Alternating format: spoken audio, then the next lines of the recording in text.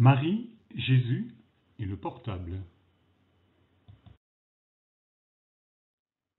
Mon enfant, je t'aime.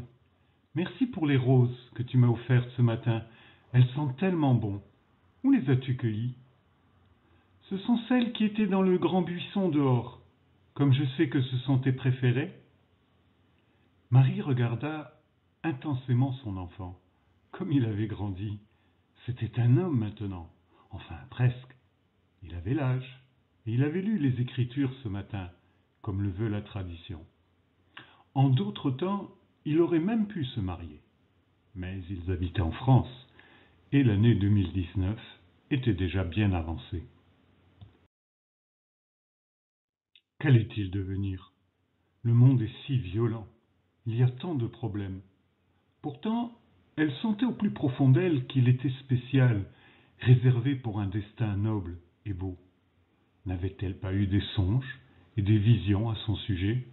Même Joseph, pourtant assez fermé à ce genre de choses, lui avait parlé de ses rêves. Un enfant. Pas besoin de Saint-Esprit ou d'une religion pour savoir tous les dangers qui le menaçaient. Elle en avait parlé hier avec Rachida, sa voisine musulmane, et aussi avec Ingrid, une mère célibataire qui vivait avec une amie. Nos enfants voient de tout, et je ne sais quoi leur dire. On ne peut pas les empêcher de vivre, ni être derrière eux tout le temps pourtant. Toutes les trois avaient mis leur progéniture en école privée. Quelle que soit leur conviction, il leur semblait que les enfants seraient au moins pour un temps protégés, le temps de grandir. L'école avait une bonne réputation et le personnel était sérieux. Marie appela Jésus. « J'ai aussi un cadeau pour toi. Mais dis-moi, pourquoi n'as-tu pas pris les roses de la serre? Elles étaient plus jeunes et plus belles, et elles auraient été plus faciles à cueillir. Tu ne t'es pas fait mal aux mains, au moins. » J'ai mis des gants, car elles ont de sacrées épines. On dirait qu'elles savent se défendre. Je leur ai dit, c'est pour faire plaisir à maman. Alors, elles se sont laissées faire. Marie sourit. Quel ange! Et il parle aux fleurs. Elle ne dit rien et lui tendit un paquet. Une fois le papier coloré ôté, une boîte. Un portable! Oh, merci maman! Jésus sauta au cou de sa mère et l'embrassa. Tout le monde en a un à l'école. J'étais pratiquement le seul. Marie cacha un instant la joie qu'elle avait de voir son enfant si heureux et prit un regard plus sérieux. Que font tous tes amis avec leur téléphone? Il y en a qui jouent et d'autres qui envoient des photos ou bien des messages. Et on écoute tous de la musique. Certains sont amoureux. Alors, ils ne semblent plus être avec nous, car ils ont le nez collé à leur appareil. Maman, je sais que c'est dur pour toi depuis que papa est parti, mais pourquoi tu as attendu si longtemps? Certains ont un téléphone depuis l'âge de 8 ans. C'est peut-être un peu tôt, tu ne trouves pas?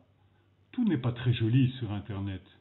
Et malgré nos précautions et nos recommandations, ce n'est pas toujours facile ni possible de vous empêcher de voir, malgré vous, des choses malsaines. Alors j'ai attendu. Tout comme toi, quand tu attends que les plantes de la serre soient assez fortes pour être plantées dehors, dirais-tu que tu les as emprisonnées et que tu les empêches de vivre en leur privant de la liberté d'être dehors? Oh non, maman, elles n'auraient pas la force. Certaines, oui, mais elles seraient vite abîmées. J'attends le bon moment, comme papa m'a appris. Et quand elles sont prêtes, alors je les sors. Et elles peuvent résister, et même se fortifier encore plus, et donner des fleurs magnifiques. J'ai fait pareil pour toi, mon enfant, car tu es ma plus belle plante. Tu as la force d'un arbre. Tiens, prends ton portable et fais-en bon usage. Maman, il y a un papa qui m'aide avec les devoirs. Daniel, il s'appelle. Tu sais, le papa de Ricardo, Alain et Rebecca. Il m'a dit que lui et d'autres informaticiens travaillaient ensemble pour un Internet plus sûr, pour les enfants et les adolescents. Le projet Marie. Tout comme toi, maman, c'est drôle. Ah? Et en quoi cela consiste-t-il? Ce sont des filtres ou des codes parentaux? Ah non, maman, ça ne marche pas, ça. Certains à l'école déverrouillent les portables très facilement. Mais je n'aime pas ce que j'ai vu, c'est dégoûtant. Pardon, maman. Marie prit son enfant dans ses bras et elle ressentit son émotion. Il avait dû être bouleversé ou choqué. Dieu sait ce qu'il aura vu ou entendu. Il semblait que la pollution était partout, pas seulement les plastiques et les fumées, mais celles qui envahissaient les écrans et s'étalaient sans pudeur, moqueuses et vulgaires, et qui pourrissaient insidieusement le cœur même et l'âme innocente de la jeunesse. Alors dis-moi, qu'est-ce que c'est au juste? Je n'ai pas tout compris, mais pourtant ça a l'air simple. Au lieu d'avoir accès à www, les portables des enfants n'auraient accès qu'à MMM, un Internet séparé et supervisé par des adultes responsables. Bien sûr, on pourrait chatter, envoyer des photos, mais l'accès serait complètement interdit à tous les sites qui ne rempliraient pas la charte. Mais l'argent, la publicité, qui payerait cela, pensa Marie. Elle laissa filer son enfant, trop content de découvrir l'appareil et ses nombreuses fonctions. Jésus prit des photos de la serre et des fleurs et en mit une en fond d'écran. Il appela son cousin Jean. Ils parlèrent de tout et de rien, de matchs de foot à venir et de la fête de fin de cours, et du sourire que Vachta lui avait lancé à la sortie de l'étude. Marie était heureuse pour son fils, malgré un nuage léger de soucis et de préoccupations qui lui gâchait son bonheur. Elle décida d'appeler Daniel, le surveillant remplaçant, qui avait des problèmes de santé, et qui faisait un temps partiel pour s'occuper. Il avait été informaticien avant de tomber gravement malade. Elle priait pour lui, et petit à petit, son état général s'était amélioré.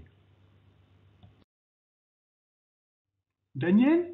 Oui, c'est Marie. Comment allez-vous aujourd'hui? Bien? J'en suis ravi. Dites-moi, mon fils à qui je viens d'acheter un portable m'a parlé du projet Marie. Je suis flatté que vous ayez choisi mon prénom, mais ça doit être une coïncidence. Daniel lui expliqua en détail les tenants et les aboutissants.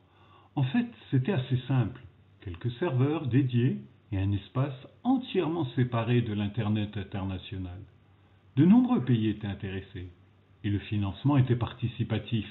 Il y avait un comité éthique qui approuvait les contenus. Il regroupait différents points de vue séculaires et religieux, des médecins, des psychologues, des spécialistes de l'enfance et de l'adolescence.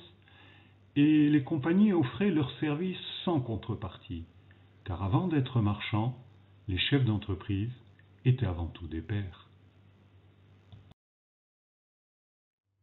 La surveillance nécessaire avait été confiée en collaboration à des équipes de police spécialisées de plusieurs États, et les données étaient aux mains de la Commission européenne et du tout nouveau NOAA, une alliance inattendue des pays du Moyen-Orient pour la paix. Le projet était en sa phase finale, et Daniel assura Marie que cela se mettrait en place d'ici peu. Elle n'aurait donc plus rien à craindre. Il l'invita à consulter la page, et pourquoi pas, à utiliser un peu de son temps pour y participer. Après tout, quand on est la mère d'un enfant, n'est-on pas aussi la mère de tous les enfants ?